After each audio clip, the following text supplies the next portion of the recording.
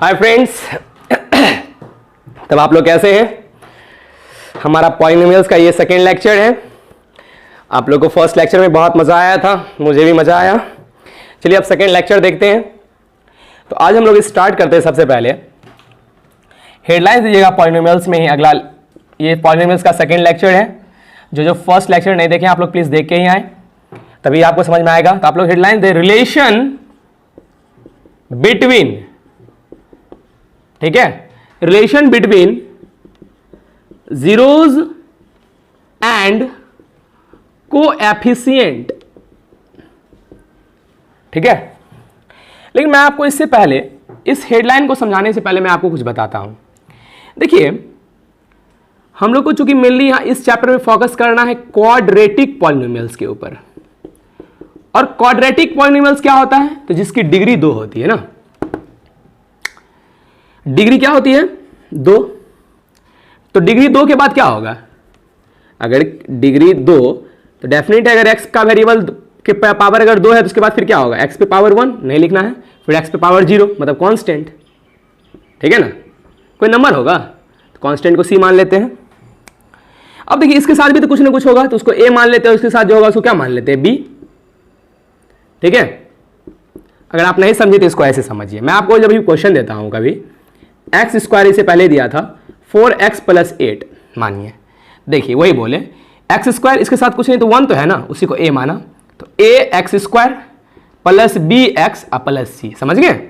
यानी कि हम समझ गए कि क्वाड्रेटिक पॉलिनोमियल्स यानी कि ax² + bx + c के ही जैसा होता है। यानी कि क्वाड्रेटिक पॉलिनोमियल्स का ये एक जनरल फॉर्म है। जनरल फॉर्म बोलिए, या इसी का एक और नाम है बाबू स्टैंडर्ड फॉर्म। मतलब क्या? मतलब ऐसा फॉर्म जो जनरल है, मतलब सारा का सारा क्वेश्चन दुनिया का इसी पर है आधारित। तो सच बात, तो कभी यहां 2x² + 4x + 8 रहता है, कभी कुछ रहता है, कभी कुछ रहता है, जनरल फॉर्म।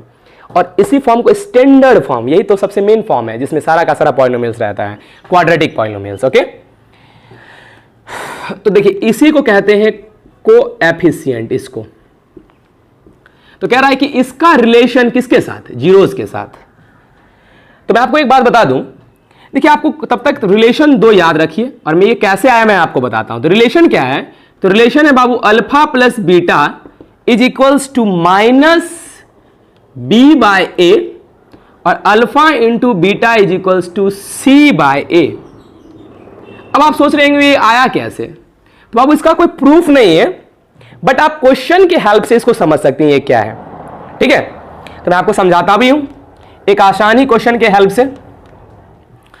चलिए, तो x² + 6x + 8, ओके। तो सबसे पहले इसका जीरोस पहले निकाल लीजिए। तो जीरोस बोले निकालने के लिए सबसे पहले क्या करते हैं? 0, फिर कीजिए 8, यहां कुछ नहीं तो 1 है, 8 × 1 = 8, इसको ब्रेक कीजिए, 2 × 4 = चलिए हो तो गया 4 × 2 = 6। चलिए क्या लिखेंगे? x², फिर बड़ा वाला को लिखिए 4x प्लस, फिर क्या लिखेंगे? 2x + 8 = 0। x कॉमन लेंगे, क्या बचेगा? x + 4, फिर क्या 2 कॉमन लीजिए, क्या बचेगा? x + 2 × 4 = 8। x + 4 x + 4 को कॉमन ले लीजिए फिर से, क्योंकि दोनों में है, फिर बाहर में क्या बचा था? x + 2 = 0। और अभी आप क्या जाने, जब दो चीज का मल्टीप्लीकेशन 0 के बराबर हो, इसका मतलब क्या है? या तो ये 0 होगा, या तो ये 0 होगा, या तो ये 0 होगा, या तो ये 0 होगा, या तो ये 0 होगा, या तो ये 0 होगा।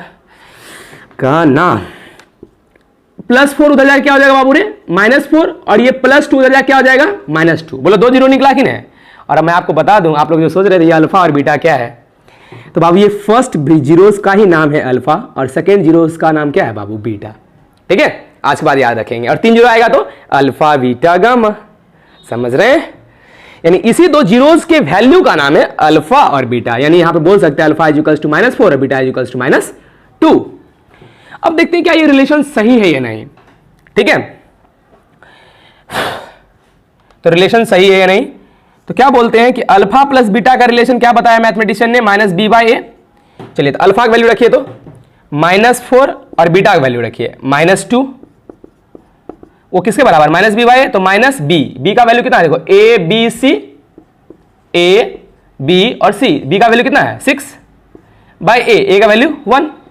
बोलिए -4 प्लस माइनस माइनस, -6 में 1 डिवाइड देंगे -6, माइनस माइनस प्लस, यानी कि -6 इज इक्वल्स टू -6। बोलिए क्या ये रिलेशन सही है या नहीं? तो वही मैंने आपको बोला, क्वेश्चन के ही हेल्प से आप समझ जाइएगा कि क्या होता है। अच्छा बाबू, अल्फा इंटू बीटा क्या होगा?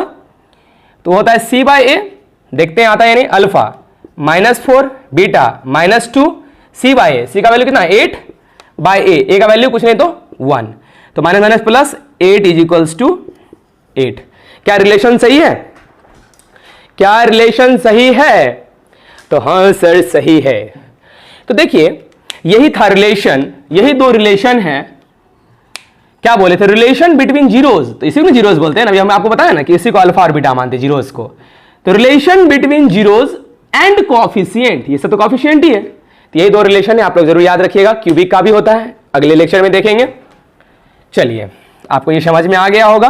तो मैं आपको एक बात बता दूं, एनसीईआरटी का क्वेश्चन नंबर 1 जो था, उस 1 में और एक बात थी, उसमें बोला जाता है कि find the zeros and relation between its coefficient. तो सबसे पहले मैंने जो अभी इसका जो दो वैल्यू निकाला था, -4 और बीटा का वैल्यू -2, ये हो गया फाइंड द जीरोज। और रिलेशन क्या है? तो ये अभी जिसको जो पुट करके देखा था कि दोनों तरफ इक्वल आया, उसी को कहते हैं क्या? Verify its relation. यानी कि अगर आपका क्वेश्चन अगर इस तरह का है, find the zeros and verify its relation, अलग अलग भी दिखा रहता है कुछ से कुछ। तो देखिए इसको कैसे बनाइएगा आप लोग। तो सबसे पहले क्या कीजिएगा, जैसे कोई भी क्वेश्चन देगा, जैसे मानिए आपको दे दिया x² plus 4x plus 4x plus 4, ठीक है। तो सबसे पहले इसको इक्वल टू 0 कीजिएगा, फिर 4 को 1 से कीजिएगा, तो 4 1 जा 4, 2 2 जा 4, आ गया x², 4x को क्या लिख सकते हैं 2x प्लस 2x। फिर देखिए x कॉमन लेंगे तो x प्लस 2, फिर लेंगे क्या कॉमन, x लेंगे तो फिर नहीं 2 लेंगे कॉमन, तो x plus 2 is equals to 0। अगर दो चीज का इसको पहले ले लीजिए x प्लस 2 और फिर x plus 2 is equals to 0, इसका मतलब प्लस उधर जाए तो -2, समझ रहे हैं ना, दोनों को 0 के बराबर करके। फिर यहाँ पे -2, मतलब ये या दो चीज का मल्टीप्लीकेशन अगर 0 के बराबर हो, इसका मतलब या तो ये 0 होगा या तो ये 0 होगा। तो यहाँ क्या हो जाएगा, x is equals to -2, x is equals to -2। ये हो गया first step, find the zeros. अब कहेगा वेरीफाई इट्स रिलेशन, तो हम लोग लिखेंगे alpha plus beta is equals to -b by a और अल्फा इंटू बीटा बराबर c बाई ए। तो देखिए रखिए अल्फा प्लस अल्फा और बीटा, तो अल्फा का वैल्यू भी -2 है, बोले थे इसको अल्फा मानिए इसको बीटा मानिए, और प्लस बीटा, बीटा का वैल्यू भी -2, कहता है -b बाई ए, तो b का वैल्यू है 4 और बाई a का वैल्यू कुछ नहीं कितना है 1, तो -2 माइनस -4 इज इक्वल्स टू, ओ हाँ -b बाई है ना, तो -b रखेंगे ना, तो -4 देखिए इक्वल आया। फिर क्या निकालेंगे अल्फा इंटू बीटा, तो -2 into -2 c by A, c का वैल्यू है 4 और बाई a का वैल्यू है 1, माइनस माइनस प्लस, तो 2 2 जा 4 बाई 4। ये इसी टाइप से बनाएंगे क्वेश्चन। ओके, मैं आपको और एक बात बता दूं, देखिए एनसीईआरटी या आरडी शर्मा का ही अगर कुछ क्वेश्चन देखिएगा, तो एनसीईआरटी का जो 2.2 का जो क्वेश्चन नंबर 2 है, 2.2 का,